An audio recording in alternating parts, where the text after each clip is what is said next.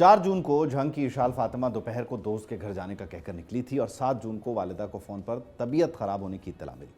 7 जून को कुछ नौजवान उसे निजी अस्पताल छोड़कर फरार हो गए और उसकी फिर जान चली गई। 9 जून को केस के मरकजी मुलजिम खलीलुर रहमान को झंग पुलिस ने लाहौर से गिरफ्तार किया। 2 मुलजिमान मोहम्मद हसन और महस जो हैं वो भी हिरासत में हैं। 10 जून को पोस्टमार्टम रिपोर्ट मंजर आम पर आई जिसमें ज्यादती की तस्दीक नहीं हुई। 10 जून को नमूने पंजाब फॉरेंसिक साइंस एजेंसी को भिजवाए गए जिसकी रिपोर्ट 3 से 4 हफ्तों में आने का इम्कान है। लेकिन क्या इशाल को अगवा किया गया था, वो अपनी मर्जी से गई थी, मुलजिमान से उसका क्या ताल्लुक से 7 के बीच क्या होता रहा, वालिदैन अब तक क्या कुछ बता चुके हैं और उन्होंने किस तरह से इस सारे प्रोसेस पर एतमाद का या अदम एतमाद का इजहार किया, सबको इन डिटेल डिस्कस करेंगे। हमारे साथ मौजूद हैं हमारे नुमाइंदे सैयद अदनान। अदनान, बहुत शुक्रिया। बुनियादी तौर पे बताइएगा ज़रा, अब तक इस केस में जब आपकी मेरी लास्ट बात हुई उस वक्त तक ये पोस्टमार्टम रिपोर्ट आई थी और इसमें ये एलिमेंट साबित नहीं था कि ज़्यादती हुई है। वालिदैन क्या इस पोस्टमार्टम रिपोर्ट से मुतमईन हैं, वो क्या कहते हैं? जी बिल्कुल, लास्ट टाइम जब हमारी बात हो रही थी पोस्टमार्टम रिपोर्ट आ चुकी थी जिस पर ये उसमें आया था कि इस पे तशद्दुद नहीं हुआ, इसके साथ ज्यादती नहीं हुई इशाल के साथ। और उसके बाद एक इंक्वायरी कमेटी बना दी गई थी डिस्ट्रिक्ट इंतजामिया की जानिब से। और उसके बाद जो सीन था कि गुज़श्ता दिन जो लवाहिकीन है इशाल के, उन्होंने प्रेस क्लब झंग के बाहर और डीपी ऑफिस के बाहर बाकायदा तौर पर एहतजाज किया, सैकड़ों की तादाद में पहुंचे और वो इंसाफ की अपील कर रहे थे। और उन्होंने जो रिपोर्ट आई है पोस्टमार्टम की उस पर भी अदम एतमाद का एहसास किया, और जो कमेटी बनाई गई है पुलिस की जानिब से उस पर भी अदम एतमाद का एहसास किया। डीपीओ झंग की अभी तक की इंक्वायरी रिपोर्ट पर भी अदम एतमाद का ही एहसास किया। और उन्होंने वज़ीर आला पंजाब से ये मुतालबा किया कि वो आला सतही एक कमेटी बनाए जो इस केस की तहकीकात करे। नहीं, तो इसमें पहले जब आपकी मेरी बात हुई और जो इब्तदाई तौर पर वालदा का मौक़िफ़ था वो तो कुछ और था, क्योंकि वो जो ब्लीडिंग वाला मामला था उसको आपने भी बताया था कि वालिदा कुछ और बताती हैं, she was on her cycle. तो बुनियादी तौर पे अब ये क्या कहते हैं कि उसके साथ ज़्यादती हुई है? क्या उस बच्ची ने किसी फ़ोन कॉल पे, किसी मैसेज में इनको ये बताया था कि उसके साथ ऐसा कुछ हुआ है? अच्छा, ऐसा अभी तक बच्ची की जानिब से तो कोई ऐसा मैसेज वो सामने नहीं लाए, लेकिन इस वक्त तक वो पोस्टमार्टम रिपोर्ट को इसलिए तस्लीम करने से इनकारी हैं। उनका ये कहना है कि इस पर सियासी असर रसूख हुआ है। और उन्होंने एक दो सियासतदानों को भी कल अपने एहतजाज के दौरान उनके बाकायदा नाम लिए कि ये वो हैं जो हमें लगता है कि मुलजमान की सपोर्ट कर रहे हैं। कौन लोग हैं जिसके वो? बाद उनका ये कहना है कि उन्हें भी शामिल तफ्तीश किया जाए और इसकी तहकीकात आला सतही तौर पर कमेटी करे। कौन लोग हैं वो? सियासी लोग कौन हैं अदनान? साबिक एमपीए शेख यकूब और राशिदा यकूब का उन्होंने नाम लिया, जिसके बाद राशिदा यकूब की जानिब से और शेख यकूब की जानिब से बाकायदा उनके सोशल मीडिया अकाउंट पर एक तरदीदी पैगाम आया जिसमें उन्होंने कहा कि हमारा इस केस से कोई ताल्लुक नहीं नहीं नहीं नहीं, है मुझे और मुझे ये इशाल समझाएं फातिमा के कि वो साथ। जाहिर है वो तो तरदीद करेंगे, वो इल्ज़ाम लगाएंगे, लेकिन वो इल्ज़ाम लगा क्यों रहे हैं? इन दोनों शख्सियात का, ये जो शेख याकूब और वो जो खातून का आप नाम ले रहे हैं, इनका कनेक्शन बना कैसे? अच्छा, कुछ रोज पहले इनके जो सियासतदान हैं इनके साथ इस खलील नामी लड़के की कुछ पिक्चर सोशल मीडिया पर वायरल हो रही थी, जिसे उन्होंने अपनी तदीदी बयान में ये कहा है कि हम सियासी लोग हैं और हमारे साथ कोई भी पिक्चर किसी भी वक्त बनवा सकता है। तो ये कोई वो पुरानी तस्वीरें उठाकर सोशल मीडिया अकाउंट्स पर लगाई गई हैं, और हम ये इसका ये मतलब हरगिज नहीं है कि हम उसके साथ हैं या हम उसकी सपोर्ट करें, जबकि मुदई पार्टी ये समझती है कि ये जो मुलजमान की सपोर्ट करने वाले हैं वो मुकामी सियासतदान। नहीं, ये जो खलील है, ये क्या इलाके के तमाम एमपीएज़ या मुमकिना उम्मीदवार, इंशाल्लाह उम्मीदवारों के साथ तस्वीरें खिंचवाता रहा है, या सिर्फ ये शेख याकूब के साथ और राशिदा याकूब के साथ ही इसकी तस्वीरें हैं? क्या ये इस सियासी जमात का कारकुन है? क्या ये इनके किसी तंजीमी ढांचे का हिस्सा है? वर्कर लेवल पे, यूनियन लेवल पे कोई काम शाम करता है जमात के लिए? बाकायदा तौर पर ऐसी कोई चीज सामने नहीं आई, सिर्फ चंद तस्वीरें इनके साथ सामने आई हैं सोशल मीडिया अकाउंट्स पर, जिसके बाद ये एक हवा पैदा होना शुरू हो गई सोशल मीडिया पर कि जनाब ये लोग, इसे जो है ना, ये लड़का इनके साथ है और यही लोग हो सकता है इसकी सपोर्ट कर रहे हो।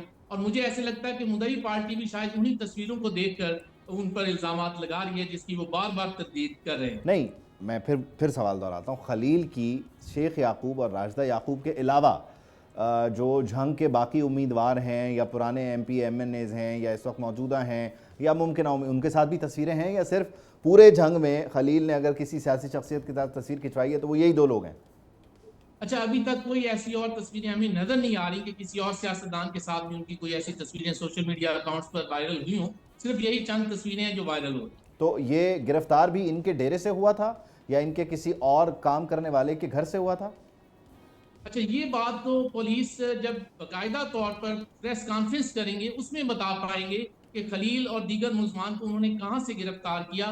खलील के बारे में सिर्फ पुलिस का ये कहना है कि वो हमने लाहौर से उससे गिरफ्तार किया, बाकी लोग मकामी तौर पर ही यहाँ झंग से ही गिरफ्तार हुए। जो झंग से गिरफ्तारियां हुई वो किस जगह से हुई, वो ठीक है पुलिस तो बताएगी, जहाँ के लेकिन आपका मुख्तलिफ आपका इलाकों से फुटवर्क क्या बताता है?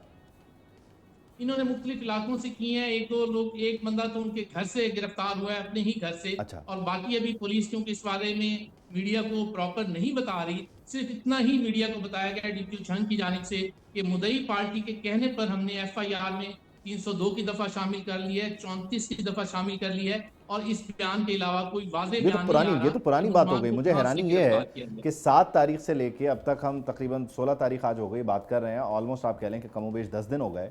इन 10 दिनों में पुलिस ने अब तक कुछ नहीं बताया, कुछ बताना मुनासिब ही नहीं समझा। सिर्फ डीपीओ झंग ने सिर्फ एक दफा मीडिया से बात की और उसमें सिर्फ यही बताया है कि हमने मुद्दई पार्टी के कहने पर 302 की दफा शामिल की है, 34 की दफा शामिल की है, और हम इंसाफ के तमाम तकाजों को पूरा करेंगे। उसके अलावा कोई प्रेस कॉन्फ्रेंस नहीं हुई जिसमें यह बताया गया हो कि असल में मुलजमान को कहाँ से पकड़ा गया और अब तक की जो इन्वेस्टिगेशन रिपोर्ट है वो क्या है। अच्छा, ये जो लड़के हैं ये इस वक्त एग्जैक्टली कहाँ हैं? ये रिमांड पर हैं, पुलिस के पास हैं, या जुडिशल हो चुके हैं? तफ्तीश जारी है, तो तफ्तीश जाहिर है हमने तो पुलिस से ही पूछना है कि तफ्तीश में क्या हुआ। कोई खबर इस वक्त झंग में सर्कुलेट हो रही हो, बात हो रही हो कि पुलिस जराए ने किसी ने कुछ बताया हो कि लड़के क्या बताते हैं, 4 से 7 हुआ क्या है? जा रहा है उसकी उन्होंने प्रेस रिलीज जारी की हुई है कि हमने इन मुलजमान को गिरफ्तार कर लिया है। उसके बाद जो इंक्वायरी रिपोर्ट है वो अभी तक नहीं आई। इसकी एक ज्वाइंट इन्वेस्टिगेशन टीम बना दी गई है जो इस केस की तहकीकात कर रही है। लड़कों को मजिस्ट्रेट के सामने तो पेश किया होगा ना, मुतालिका अदालत में तो पेश किया होगा, कोई इब्तदाई चालान तो जमा नहीं, अभी करवाया तक होगा। ये कहीं शो नहीं हुआ। अभी तक वो हिरासत में ही है पुलिस की, और अभी ये नहीं उन्हें पेश किया गया किसी भी अदालत। आप ये बता रहे हैं कि इनकी गिरफ्तारी हुए हुए कितने दिन, अगर हम अंदाजा लगा लें तो 3 से 4 दिन हो गए, अदालत में पेश नहीं हुए, ये अभी तक हिरासत में है?